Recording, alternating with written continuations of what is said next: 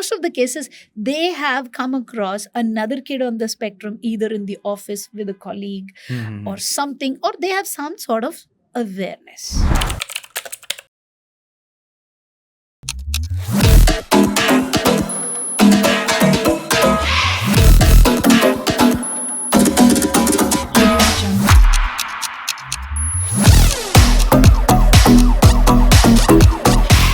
So what happens to these kids who have unsupportive parents?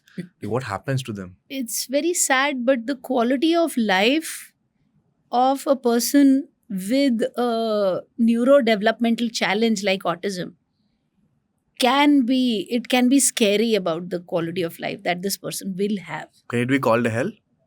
Oh, that would be an understatement, I can say. Because it's literally like the people who had to work the hardest onto the kid, hardest ever. And intervention is hard work. They don't want to take accountability. Now the behaviors go from bad to worse because the child doesn't have the language to communicate his needs or anything, or the fact that he's bored, or the fact that he needs his parents' attention or anything. And the only way he knows how to get it is by harming others or by harming self, because that is super efficient. Because think about it, a kid is sitting and suddenly he beats himself up. Yeah, you get Everybody will come running. Yeah. So people come running. So which means he had to be taught using autism specific teaching techniques that go right ahead and say, use your words and say, "Mummy, come here, listen to me, spend time with me."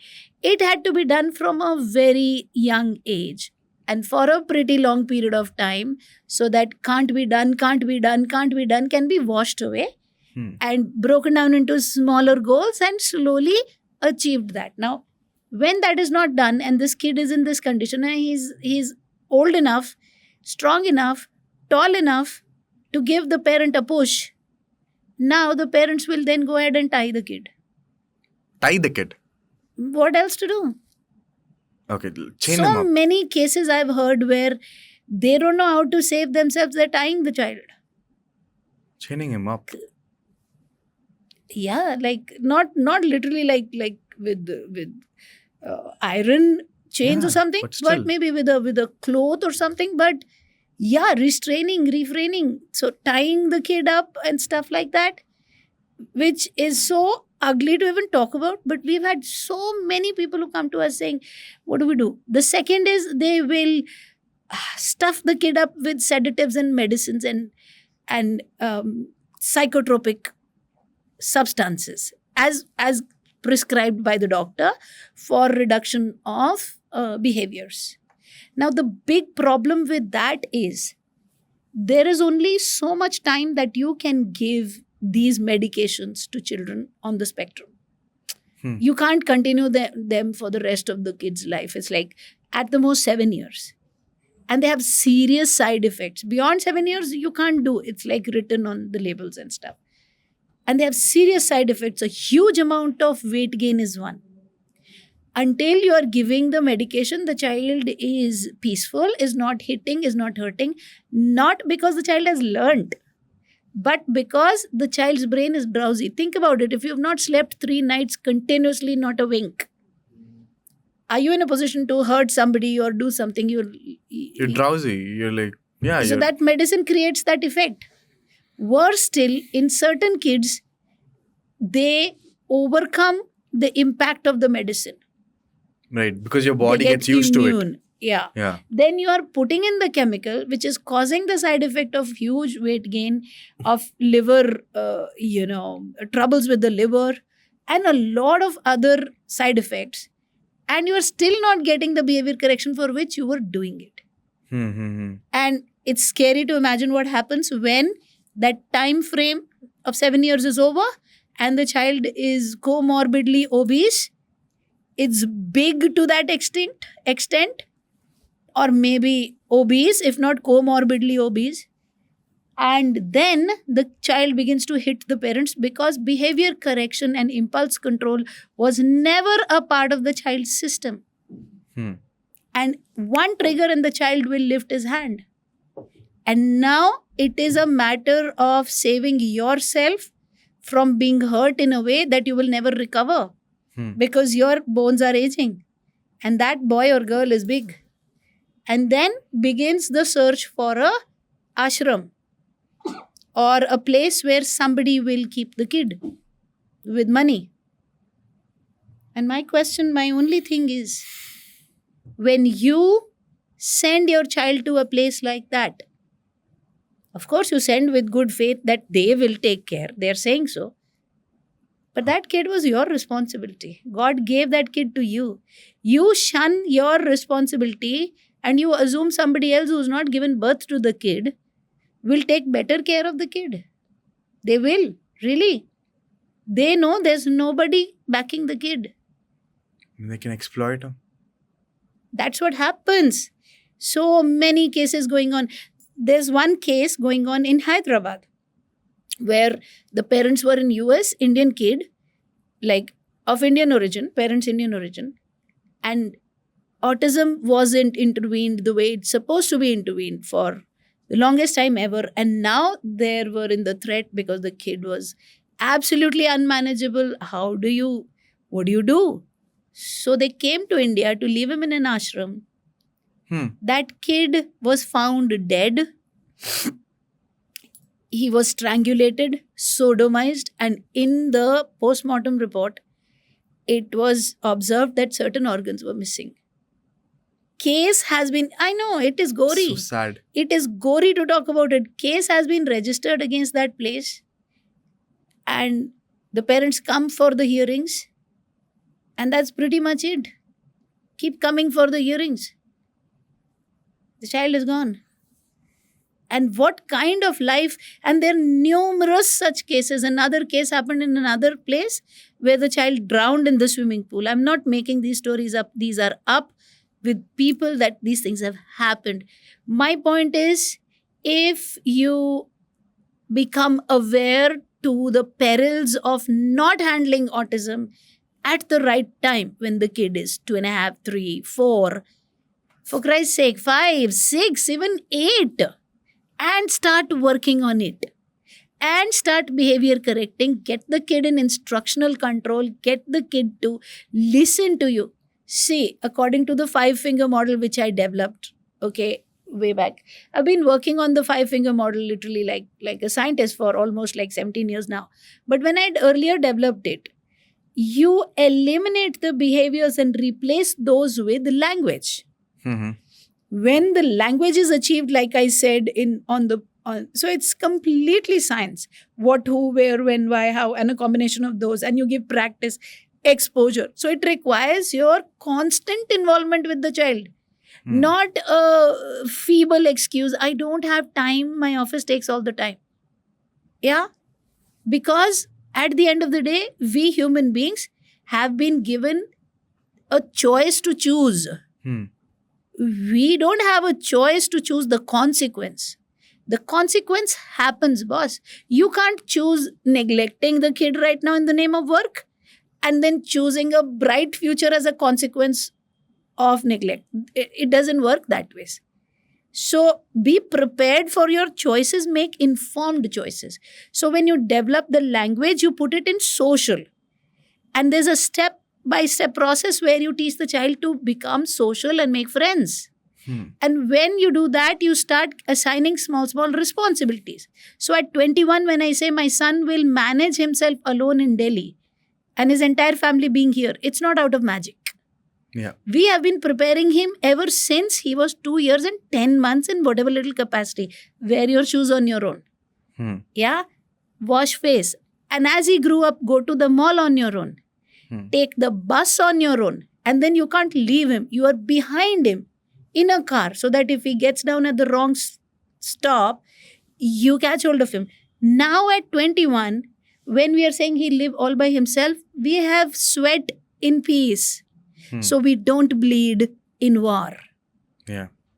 And that's how autism intervention has to be done. Alongside academics have to be done. That's when the quality of life of a kid on the spectrum will be good because they're ready to face this world. what emotional toll do these parents go through? Like, again, I'm talking about, forget the people who are not really helping. For the ones who are helping, right? I just want to understand what's going in their head. If there is a support system in the place, they're blessed, they're fantastic. If they don't have a support system in the place, they're technically fighting a war against the entire world to save their children. What is going in their heads? Undescribable in words, I would say. A iota of it, a fraction of it, I experienced recently when organization after organization I was trying for my son's job. In spite of the fact that he's technically qualified, well trained, knows his trade well, he's done his hotel management, and they would listen autism and say no. And I was thinking, if only there was somebody who would hold my hand and tell me the way forward and tell me what is their expectation out of my kid, because I am not in there when he's sitting face to face with them. What is lacking in my training that my kid can convince them that he's a good opportunity, he's a good resource to invest their money in and give him a job, at least give him a chance, half a chance. And that feeling, that compulsion, helplessness, that somebody hold my hand and tell me what I need to teach, and I will teach. I have taught him so far. Yeah. And I need somebody to believe in him once. And every day praying to God Almighty that do something. I am stuck now. So I know what that feeling is when a parent is trying everything and they don't have the right strategies. That's another thing, that God Almighty was kind and the right organization showed up and they said, we will keep you informed and we want to take a chance on him. And they hired him. Yeah. But at the end of the day, if you don't know the techniques such as how to build mental imaging of something that the teacher is teaching, and the child cannot create a mental picture here, then obviously the child cannot understand and cannot answer. Then the only way to clear the exam is rote, which means nothing. And then that is forgotten and the next class comes up and it's a hell, because the child has not internalized the concept, does not know what was taught, and the parent is trying their level best every day, making him write in 4 lines in the notebook because they don't understand it from the technical perspective that this will not help. Yeah. That is the place where helplessness is paramount and you kind of lose faith in humanity. The very reason of birth of Sashakt, empowering lives, that's, you call the tagline, but I call it like the name of my organization. I am empowering lives, and that's what Sashakt means in Hindi.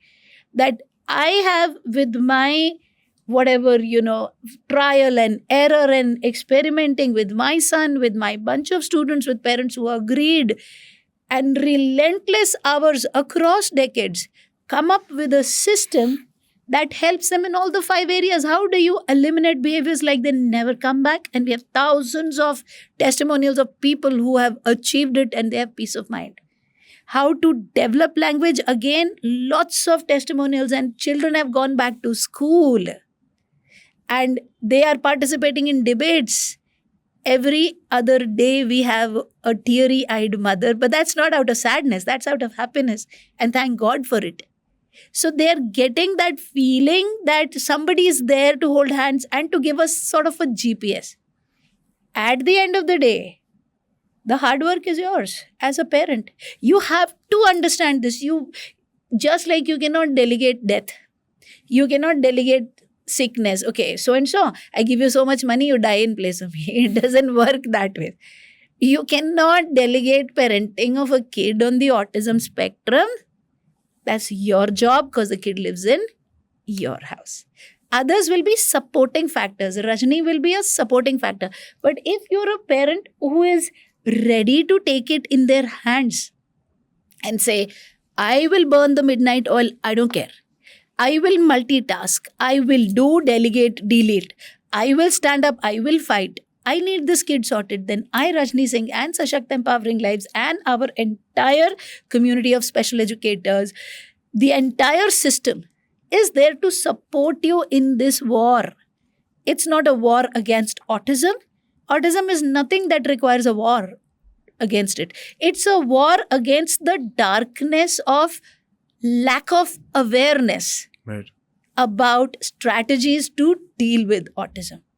Right. So, for every parent, I know what that helplessness feels like, and it will only break down your kid and you and your faith in mankind that nothing can be done. And that is the reason why today we have come to the conclusion that autism is a disability. Because if they had a system whereby there was like a GPS to go from point A to point B, then that word disability wouldn't have come in. They would have called it a challenge, but not disability. So tell me this. So if I had to summarize the way the parents are feeling, they're trying, they are tired, they're helpless, they are broke inside, they don't have a support system. What's going in their head? Have you seen any cases where they're like, I can't do this anymore because it's not happening anymore? It's very sad. I had this one student. She didn't stay long enough with me. Like, she came in about a week or 2 weeks, and I guess it was too late by then. She had 2 children on the spectrum and with massive behaviors, what the world would like to call as, very low functioning autism. And how old were the kids?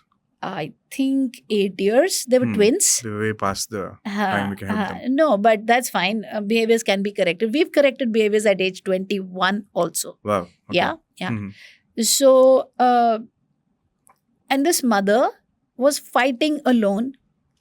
I tried supporting her to the best of, but there was too much work that was needed to be done. Her husband was seeing somebody else, probably out of the stress of having these 2 boys shout in the house and all and get out of that situation. So he cut himself off, which is quite a natural thing that happens to people, to families. And because the man says, oh, this is too much stress, so I move out, and that broke the lady down. After a week, I never heard from her. I kept calling and she wouldn't take the call, and no matter what I tried. And then I thought maybe she didn't like the way I was, because I was counseling her, trying, I was working with the kids, but 1 week is way too less, and the damage had already happened at a very deep-rooted level. The only kind of word she would say is, nothing can happen, nothing can happen. And she wouldn't want to show up for the class, and I would say, no, give it some time, at least 6 months, let's do this, let's try. And within a week's time after that, I never heard from her. I thought maybe she didn't like the way I worked or something. I forgot about it. And two years later, another student who was a common contact, like she knew that person, she said, oh, you don't know?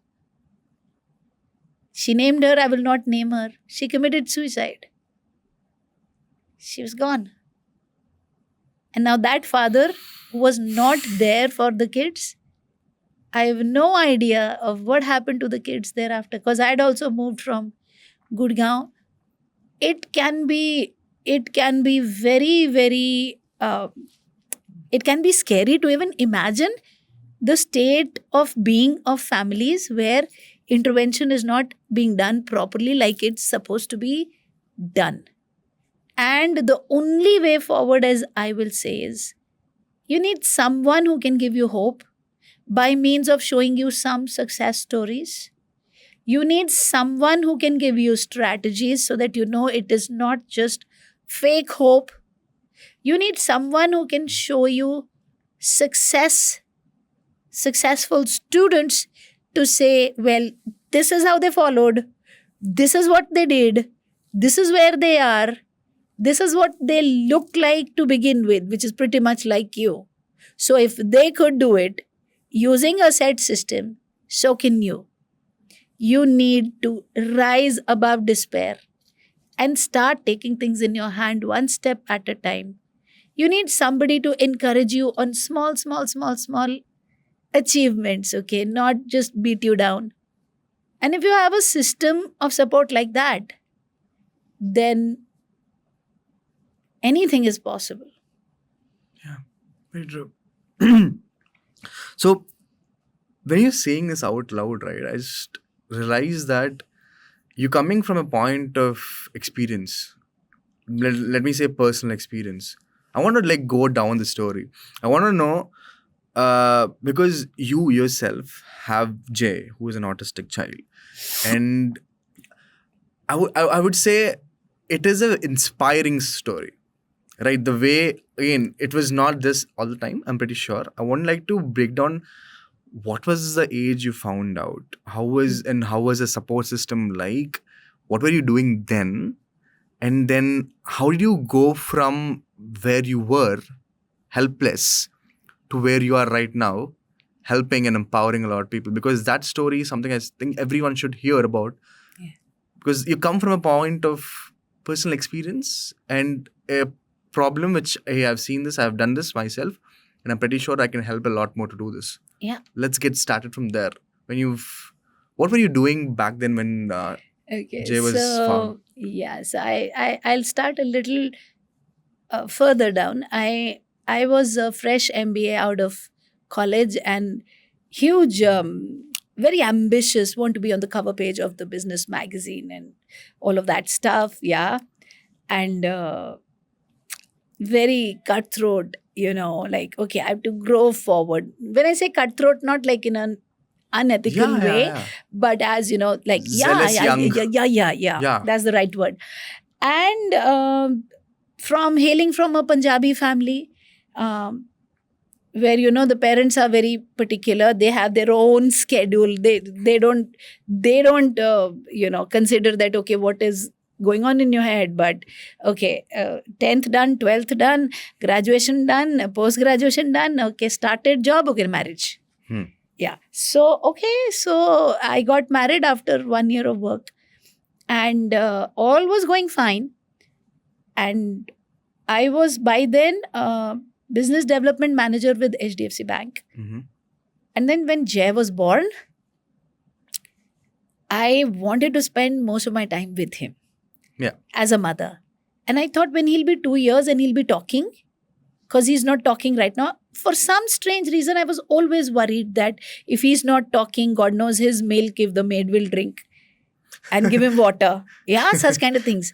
What if she pinches him or she gives him a little bit of something that he will, sleep so she can do her thing. I had heard a lot of those stories. Yeah. So keeping my kid with the maid and going to work was an absolute no at that time also. I didn't know autism that time. So I decided to resign that. No. But I was still like, I resign, I don't resign, I resign.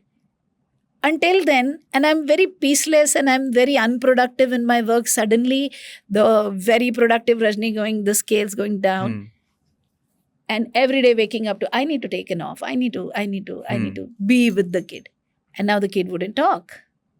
Yeah. And time is approaching and coming and the kid wouldn't talk. 2 years, 1 month, 2 years, 4 months, 2 years, 6 months, 8 months, 10 months. I had enough around 2 years, 4 months. I gave up my job and started helter-skelter searching. At 2 years, 10 months, I got to know Jay had autism. And now the whole struggle started. My father, who's now an ex-army officer, he retired in 2009. Retired as a major general from the armed forces. He was at that time working and he was traveling, I think, to Germany on work, something.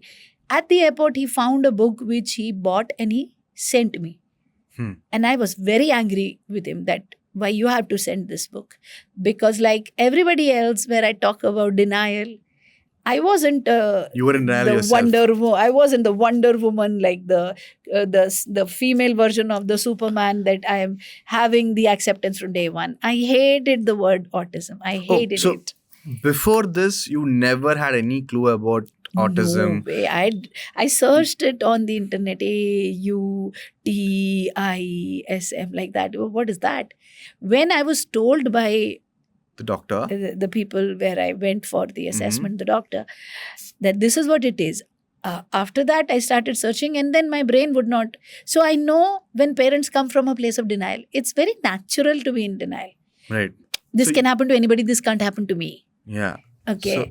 So you were in denial, and then your dad sent you a book. What book was that? He was. It was a book by some German author, although in English, and it spoke about autism. That was my first point of interaction with, first Hmm. point of contact with, like it's in my face, because my father, being who he is, and likes to accept the truth and the fact for what it is, no matter how Yeah. ugly. He's seen a lot of wars. Yeah. So he comes with that bent of mind, and he Yeah. said, read this book. Every page is like as if it's been written for Jay. He has this situation. Why don't you agree? And I was like, don't say this, Papa. I'll hang up. He says, no, I'll call up again. You read this. And then with trembling hands as I read, I said, it's right. And then whatever was written, do this. And when I did, immediately it turned around. Yeah. That got me thinking that you have a choice. You can continue to crib that how can God be so, merciless with me and blah, blah, blah. The dialogues that carry on in our head, Yeah. thanks to the Indian film industry. Yeah. Yeah. It's not the music all the time. Yeah, it's the dialogues also. All of that stopped, and my conscious introspecting brain said, whatever was written, A, everything was similar. B, it said do this and this will change. And C, it said, well, this is what is autism. Now, what is your reason to say that he doesn't have? And what is your reason to feel that nothing can be done? Right. Because first strategy you tried and it worked. That means it's pretty much workable, no? Yeah. That gave me the ray of hope. After that, during that time, another expert told me he'll make lifafas and candles and all of that. And that time, the thought that came to me was about Dhirubhai Ambani and all that. How can, who are you to decide my child's future? Now, my only thing in my head, my scientifically thinking head, thankfully, by God's grace, I was not for too long in the ranting mode. A little while, yeah, a few months, but then not too long.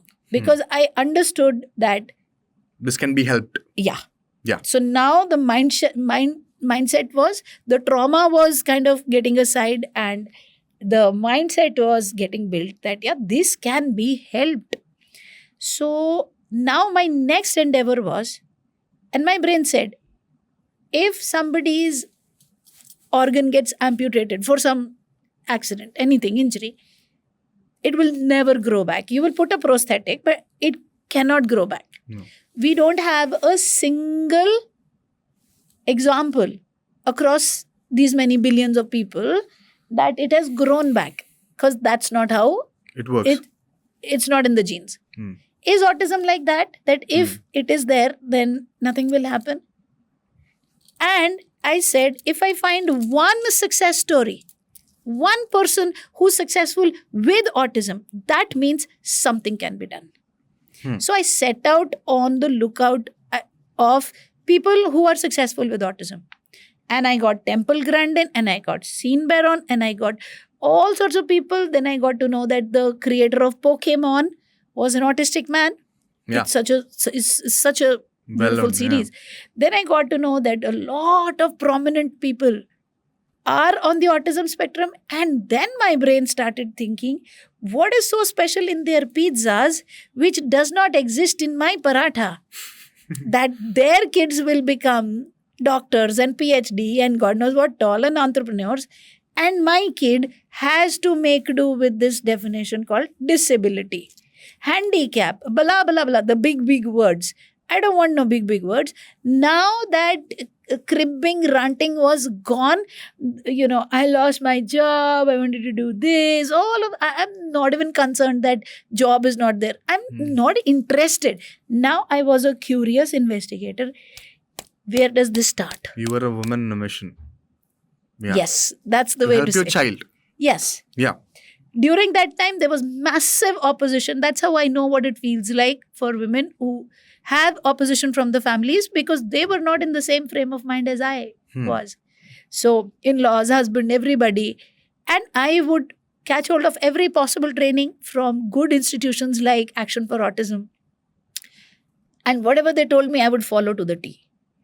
And sometimes that was in counter interest of the family members. Like if he's crying, you allow him to cry Yeah. until he realizes it's no Not good, going not to going to help, which means next 2 hours. Hmm. Which meant to the in laws that She's a we bad have, mother. she's a bad mother. We have raised so many kids. Hmm.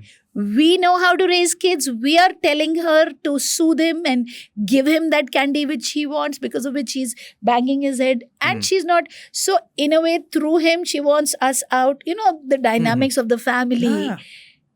And then the friction between the husband and the wife, because obviously, if the mother is so sad of what has happened in the house. And then there's pressure from every angle. So, I know what ladies go through when all of this happens. But I had tasted blood. I knew autism is workable. I had seen the movie Temple Grandin. I knew how her mother worked, and I said, it's all or none. I said, now we have 2 choices. And I was okay with it. I sat one day, I cried. I said, God, if between 2 people, I have to dishonor one set, my elderly, because I have to honor this life that is a sunrise.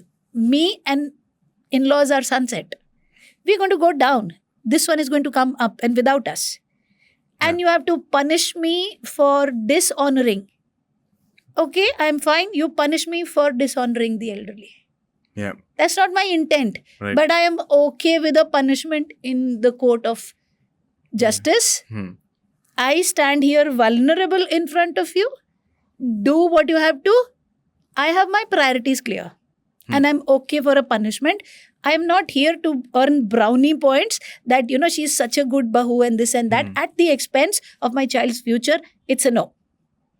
Right. I was very clear. And then I said, if it doesn't work out, let's plan a separation. I will separate with my kid because I will not change. So the next 2 years were very, very difficult. I was left alone. Gurpreet moved to Lucknow, my husband. And today I don't blame anybody, not him, not them, not because I'm some superwoman. No.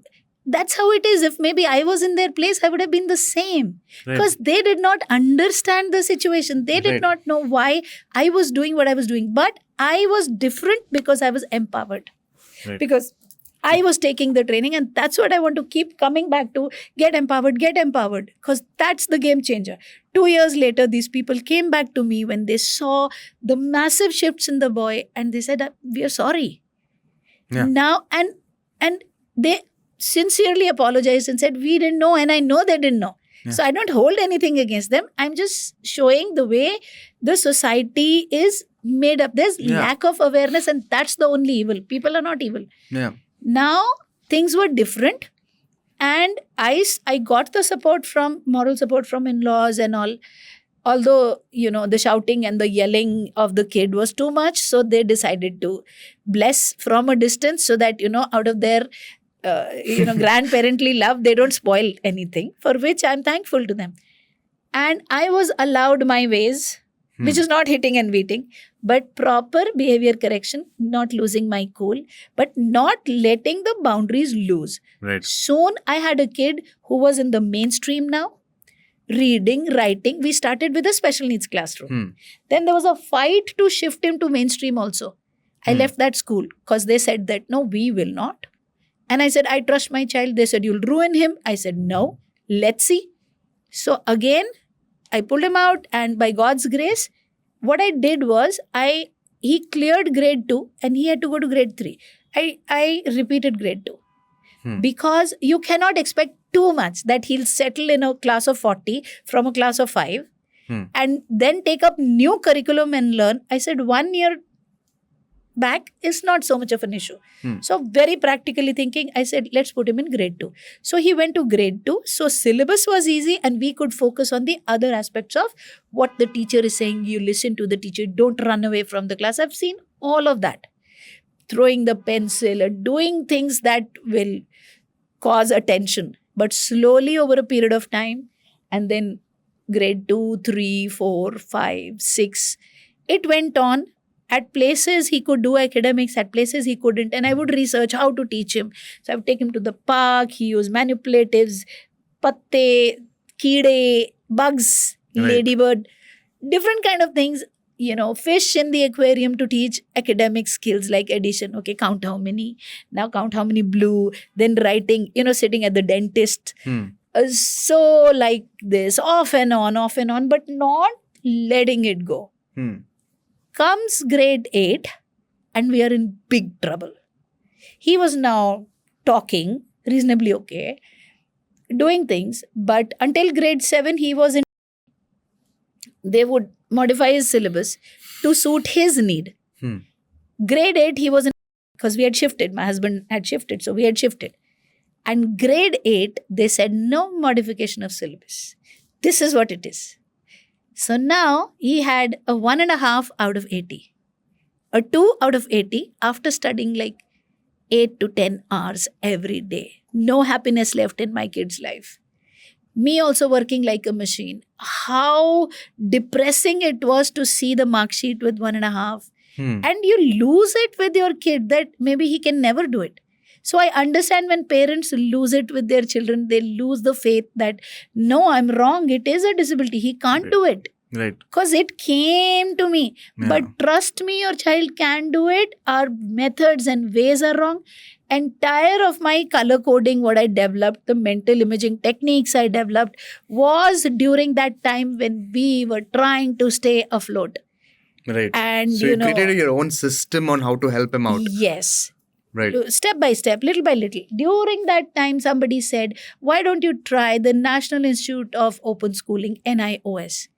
Now there was again a huge uproar from the family. They did not want the shift because who shifts from CBSE to NIOS? It's again an ego thingy.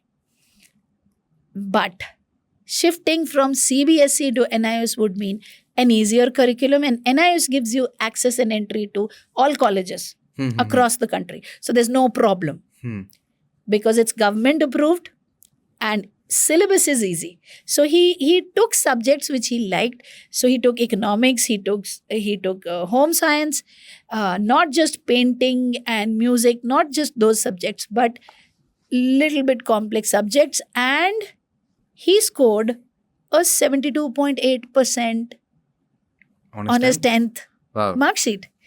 And the best part was he had time to go swimming. He had time to go, for other things, to make friends, to go to and I would create those situations that go to the dry cleaner and say, you did not clean this properly. It still has a scar here. Mama has sent it back. Please redo this. And I send him, and with a maid backing, that if he's not able to, then she will say it again, so that he got adept at the skill of interacting with people. Right.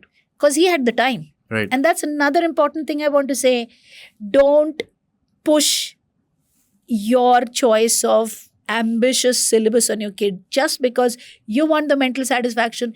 Everybody's kid can do, my kid can do. Arey Baba, I'm also saying your kid can do. But it has to be done differently. No, yeah. This is not the fight of ego that your child goes to CBSE, bloody hell, my child will also go to sleep. No. Yeah, child will get an education which he can use. Yes, but you have to meander the way. Yeah. It's not going to be like, when we say anything that a regular kid can do, autistic can do, does not mean the path is going to be the same. Absolutely. Yeah. Don't waste his time on matching valencies, on teaching him Tropic of Cancer, Capricorn, the Savannah grasslands. It's not going to be of use to him ever. Right. Cos theta, tan theta. Rather pick up things that are easy so you can build the other areas of the 5-finger model. Right. During that time, in his 10th, 11th, 12th, Jay was completely independent to use public transport. He was completely independent to get his bus passes made, which is going to be huge benefit now when we are in. He'll be staying. He will know from where to take what bus and reach his workplace in time. Right. We developed urgency of time, that you have to reach in this much time. And I created entire modules on it. I shifted myself into a creator's position that, okay, now I need to get to the end of this. He did 10th, then he did 12th. 12th was 75.8% marks.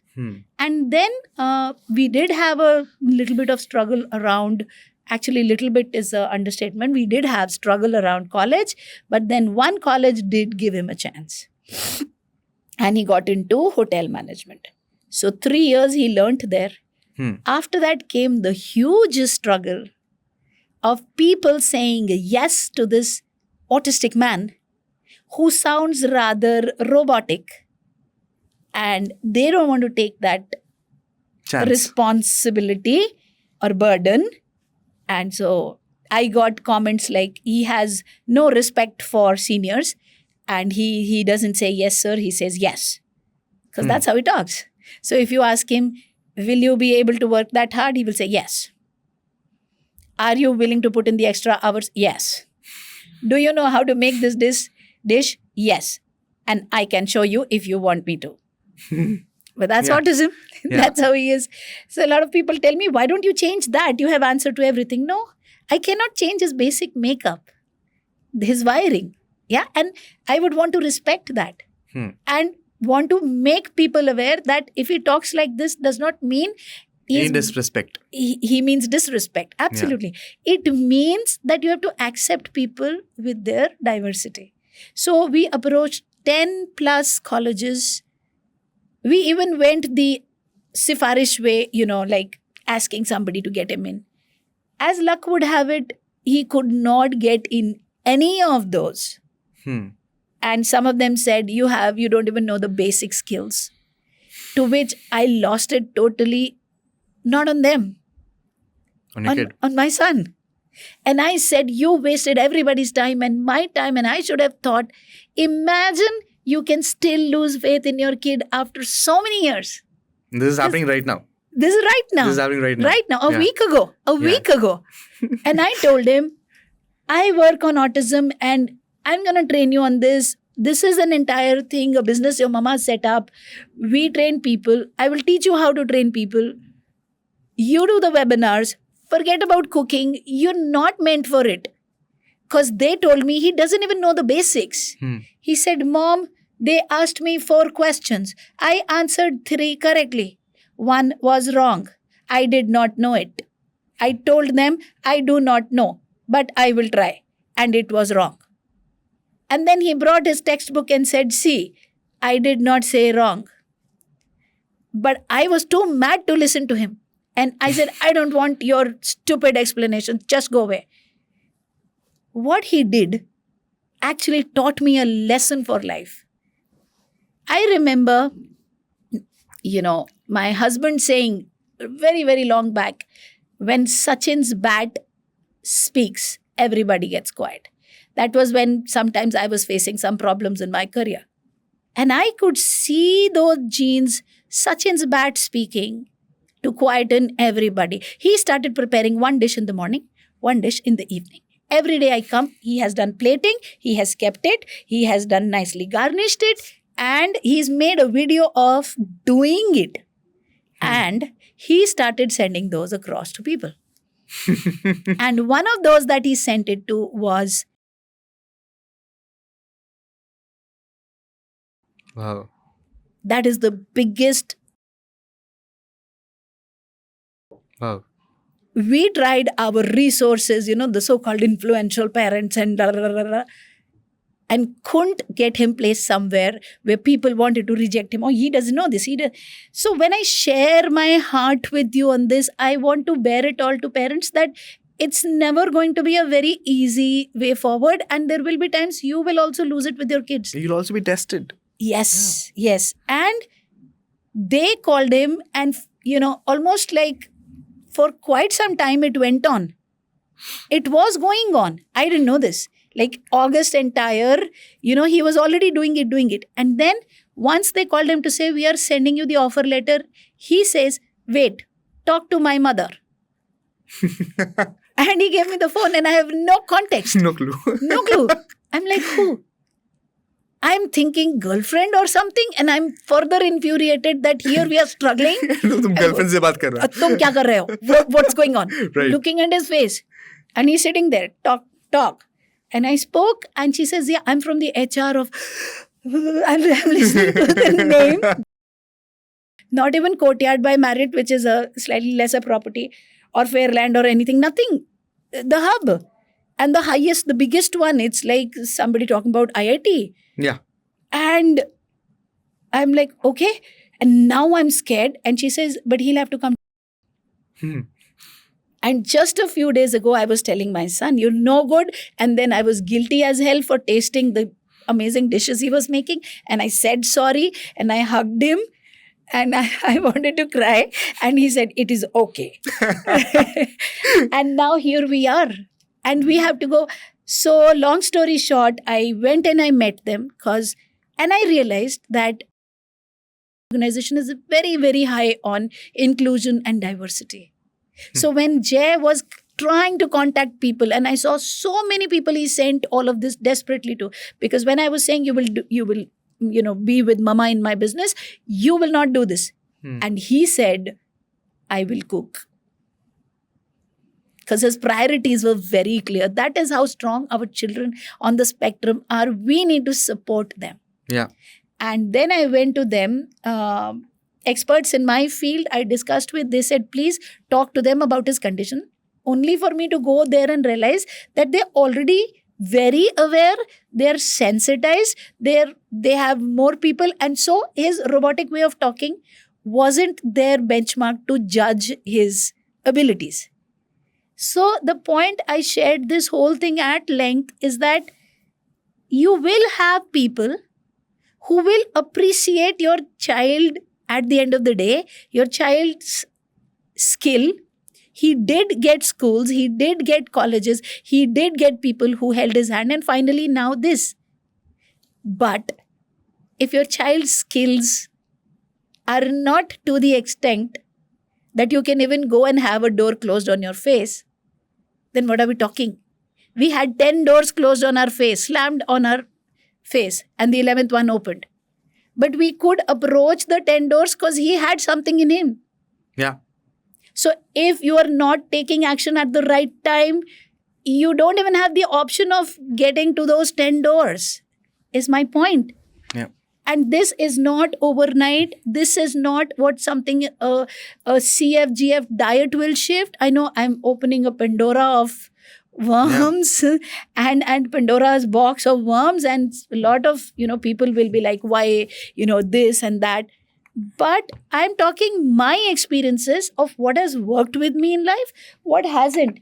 Structured, step-by-step working, giving the exposure, putting him in circumstances, being with him, being the moral support, being a stupid mom, falling from my own grace and standard, then again getting up, apologizing, again telling him I was wrong, and then supporting him.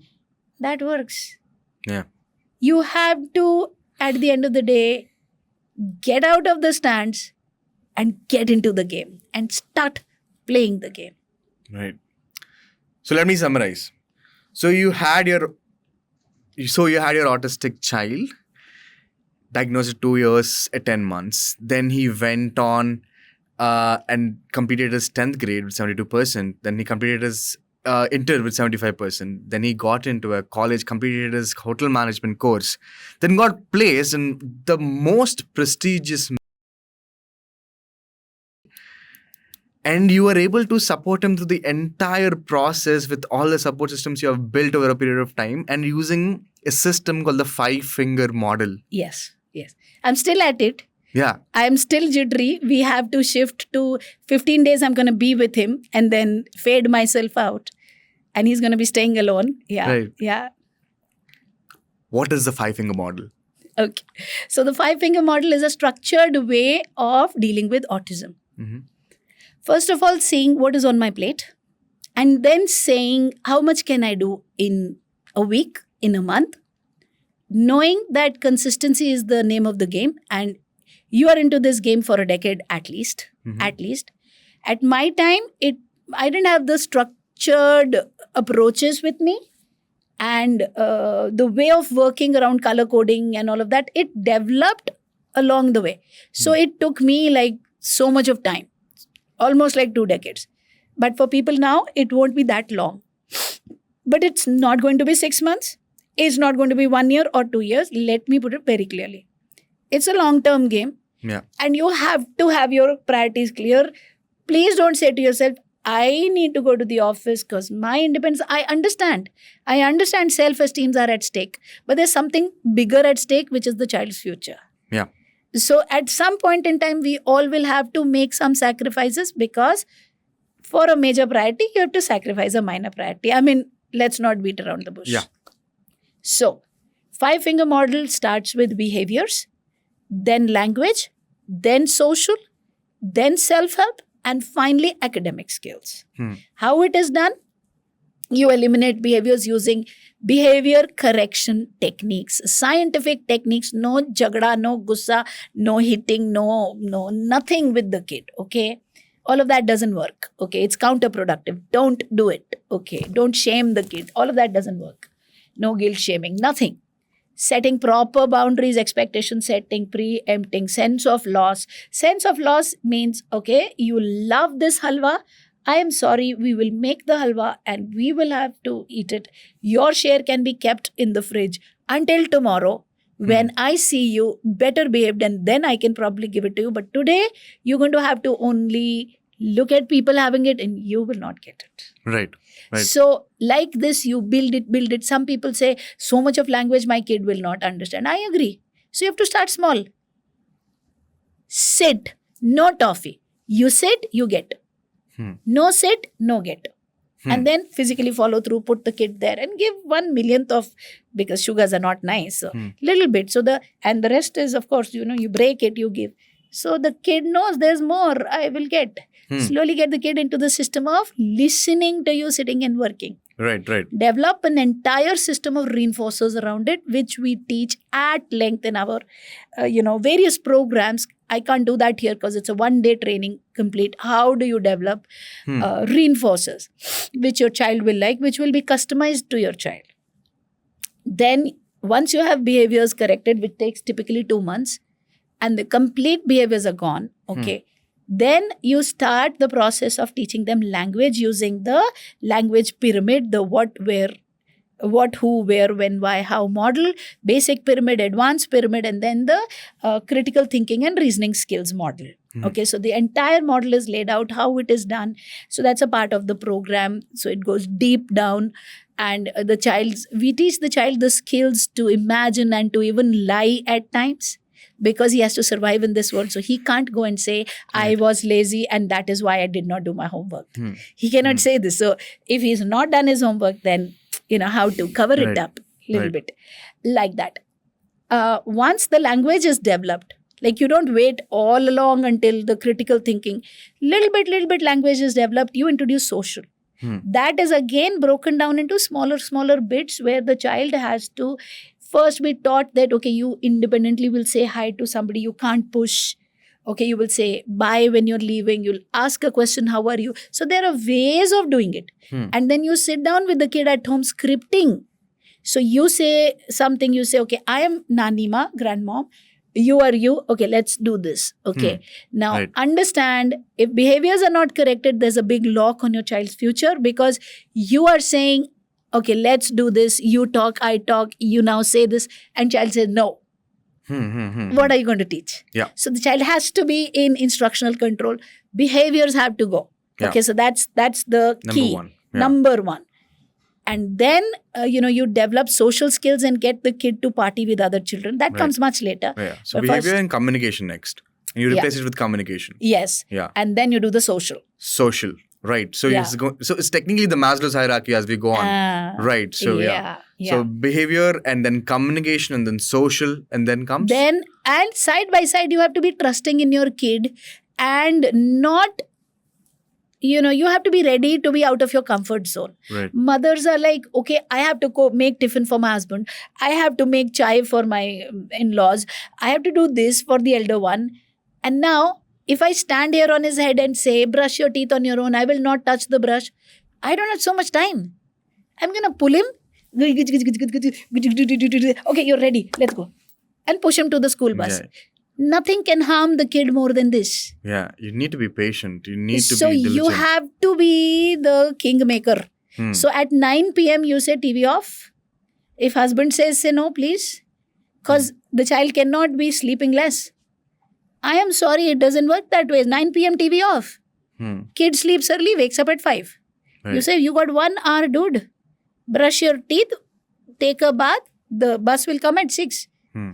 And you get, after using verbal, slowly you get the kid to do with reinforcers. To do things on his and her own. So starting from, so it goes like this and then goes like this. So in Jay's case, started from own bathroom, own house, own clothes, grooming. Then outside the house, they're talking to the courier man, talking to the guard, going down the lift, talking to the grocery guy, taking the bus from the main road, taking the railway, the train from the railway station. So it's going like this, until it is now going and staying in a completely separate city. Right. Independently. So you have to build the life skills in a way that they can survive without you. Right. Now I travel like sometimes 15 days to US. I was away, Yeah. And he was all by himself at home, managing his younger brother and the dog. And father's in the office. So Right. Yeah. he's good to go. So step by step you get the kid ready. Right. And then finally, you also work on academic skills, which are developed using concepts of experiential connect. Right. So Okay, which is that's- technically context setting, Yes. like asking them, like taking care of the chronology of the aspects. Totally. And very, very, to give you an example, suppose you want the child to know I'm thirsty and use it in the right context. Right. And he's reading a chapter that says the crow was thirsty. Child has no clue what that means. Why the crow is putting the stones, why the crow wants the water to come up. It's not just a word. It's a feeling of what it is when you're thirsty. But the child doesn't know. Because you have been that genie in his life. You seeing in his eyes, isko pyas lagi hai, zoop, you get the water. It doesn't work that way. So you're going to the park and he comes rushing to the bottle and you don't give. And you say. I'm asking you, why you want water? Say, I'm thirsty. Now, when he has the water, so you say you had water because you were thirsty. Right. Now, when he reads the crow was thirsty, Right. he knows exactly what the crow is going through. This is experiential connect. A lot of parents say, this is too much work. You know what? It is. It is. Yeah. But you have to see, why are you doing it? Right. What are you going to achieve at the end of the day? And can you do without putting in too much work? Will your CFGF compete with this? Right. Will anything compete with this? The answer is no. This is hard work. You have Kabir ji saying that doha. Karat karat abhyas ke jadmati hot sujan rasri avat jaatte sil par parat nisan. Which, and that poor illiterate man, Kabir ji, he didn't know brain sciences, but he knew that when you put in so much of effort, even a jute rope will leave a mark on the stone. On the stone. Yeah. So we are creating neural pathways, leaving a mark between the neurons so that the connections are built using hard work. Right. What competes with that? Right.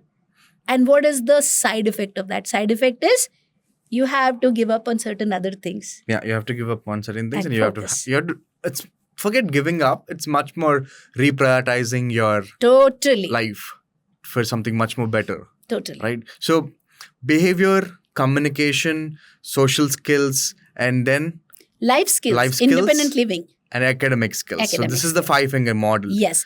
Add to this sensory dysfunctions, which are uprooted using the concept of slowly developing tolerance. Right. By bonding with the child so much and creating so many fun activities.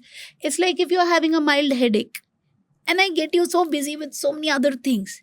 Well, if you're having an excruciating headache, it won't, Right. impress you.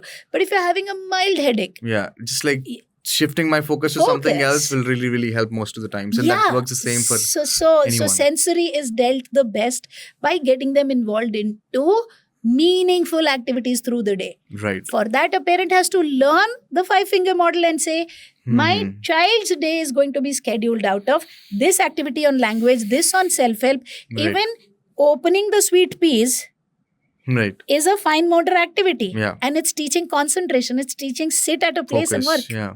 Right. Completion of a task. Cleaning up after that, putting the pods and throwing them away. Right. Small things we teach, like take a cloth bag, don't take polythene. Go to Sabzi Mandi. Okay, tell the man not to give you polythene. Tell the kid to interact. Say, bhaiya, 1 kilo aloo de de. 1 kg of potato. Now you put all of potato, tomato, your onions, your this, that. Bring it home, the bag, without the poly bags. Just invert it. Let it be all over the floor. Give him 5 dongas. It's a sorting activity. Right. Because if you are not doing all of that, the kid is doing and then you're like, yeah, it's a disability. What can we do? Right. So the 5-finger model has been tried. It's been tested. And if I have to extend on it, it's been proven to give results to how many people? Thousands of them? Yeah. Right. So I don't have the exact number, but the number runs in thousands. Right. And we have, I think, in the last 2 years, we have educated close to 15,000 people on this, right? Yeah. 15,000 people on this model. On this model. And we have consistently seen constant results. Constant results. I work with a lot of people, and the number of testimonials you have, the number of stories you have, is technically too long. Yeah, mind-boggling. Yeah, and when we were working on creating the website, I said, let us not create a testimonial section.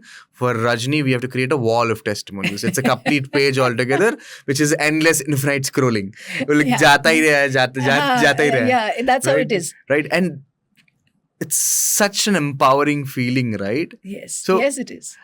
What would your last statement be to the parents who are at this point of time, who just found out that or might know in their brains that, hey, my child might be on the spectrum, or my child might be autistic, or they've already found it out, or they've found it out and are not ready to accept it? What would be your statement be?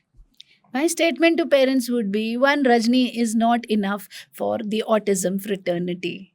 I am too naive, and over a period of time will get too old. And how much work can one human being do? It's a community. We parents need to support. It starts with your kid. For me, it started with my kid. And one person has gone up to 15,000 plus people. Imagine if every person on the spectrum begins to do this. Not only is their kid empowered, right, but how many 15,000 plus and children at the end of the day will get justice. And one brain can never be as good as so many. Your brain will have a newer set of ideas when you start looking at it. The need of the hour is to accept autism with grace, right, and start working on it from yesterday. Right. Not tomorrow. Right. Yeah. So if you're doubtful, if you're maybe it is, please start working. It doesn't matter. It is not a medal or a curse on your genes. It's nothing of all that. That is so old-fashioned. Right. It is a way of being, and time is the most crucial. At 21, he's a graduate. What does it say? He's got 0 lag. Yeah. What does it say? Yeah. That he can have a normal life like everyone has. Yeah. He can have his own girlfriend. He can probably. Yeah. At this moment, I don't know how to teach that, but I learn. I learn. Yeah, as the time goes by. Right. But if need to, if he can manage on his own, great. Good. Great. Yeah. Delhi mein hai, seekh lega.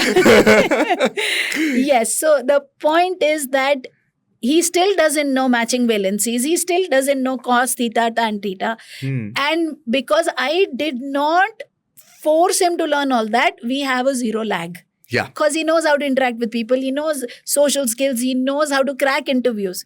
The biggest achievement, I would say, is his mommy and his daddy, both of them are pretty established, well established. We got our contacts to get him a job which didn't work. Yes. He found one on his own with his situations. So he's self-reliable, self-reliant, and he's doing great things. And Thank it's just God for that. Yeah, it's just an inspiring story. And I particularly want to say that if action is taken in the right time, yes, the right action in the right time, you can have a pretty good life. Absolutely. And Jay has reached this far with the limited resources that his mother had. Yeah. Unlimited support. Now the support is so much more. Yeah. And resources are so much more. Jay never had access to color coding. Yes. Beyond the very basics that I knew at that time. Right. Now, the way you're teaching, it's pretty much open and anyone can learn it and anyone can help themselves. Be at it. Be at it. Trust yourself that you can do it.